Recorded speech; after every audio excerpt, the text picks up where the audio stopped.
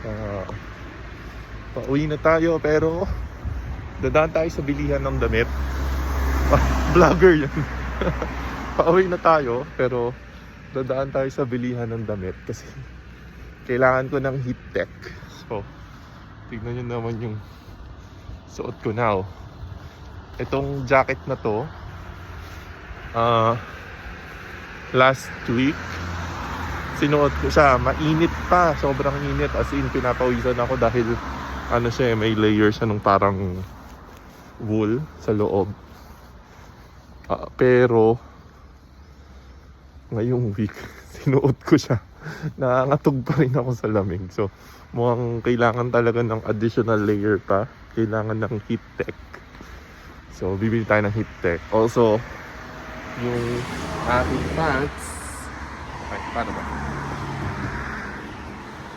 Okay pa naman yung pants. Di naman masyadong nilalamig down there. So, pero titingin na rin tayo kung may heat tech na parang leggings para kung talagang magtuloy-tuloy yung lamig, ready na tayo. Grabe, yung kamay ko lagi nandito kasi maan na siya. Mapo-frozen na siya. So yeah, uwi na tayo. Ang dilim at ang lamig.